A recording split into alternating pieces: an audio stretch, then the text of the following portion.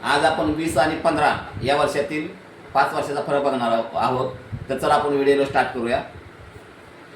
हा बघा माझा मोबाईल नंबर आहे 7304680107. म्युच्युअल फंडमध्ये आपण SIP पाहतोया. आता गुंतवणूक आहे आपली किती, तर 20 वर्षाची गुंतवणूक आहे. आणि त्या किती आपली गुंतवणूक महिन्याला, तर बघा 800 रुपये पर मंथ. महिन्याला युनिटमध्ये 8 रुपये, सॉरी 800 रुपये.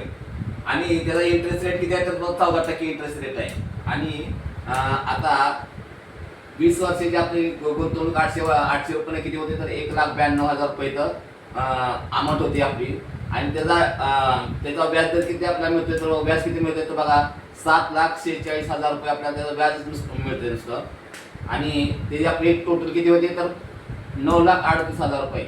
9,38,000 रुपये टोटल होते आपली. बघा 20 वर्षाची गुंतवणूक 800 रुपयानं आपल्याला 20 वर्षानंतर किती पैसे मिळतात बघा, तर 9,38,000 रुपये आपल्याला इथं मिळता येत आहे. तर आता आपण 15 वर्षाचे पाठीमागील व्हिडिओमध्ये बघितलं, तर 15 वर्षाचे आपण टोटल बघूया. आता तर 15 वर्षाचे टोटल किती आहे, तर इथं बघा 800 रुपये गुंतवणूक आहे, 14% व्याज आहे. ते 15 वर्षाची 800 रुपये किती, तर 1,44,000 होतात.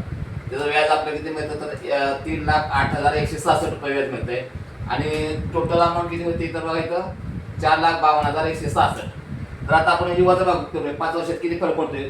तर बघा ही 20 वर्षाची अमाऊंट आहे आणि 15 वर्षाची अमाऊंट. तर 20 वर्षाची अमाऊंट म्हणतो, 15 वर्षाची अमाऊंट म्हणजे अमाऊंट वजा केली तर किती मिळतात बघा, इथं 4,85,834 रुपये 5 वर्षाचे फरक येतो.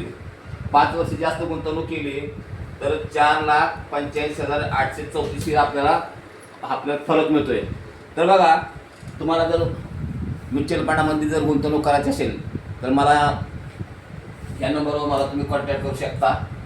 आणि हा व्हिडिओ जर तुम्हाला आवडला असेल आणि तुमचा शेताचा जर ठरत असेल तर मित्रांनो व्हिडिओला लाईक करा, शेअर करा आणि सबस्क्राईब करा. आणि जय हिंद, जय महाराष्ट्र.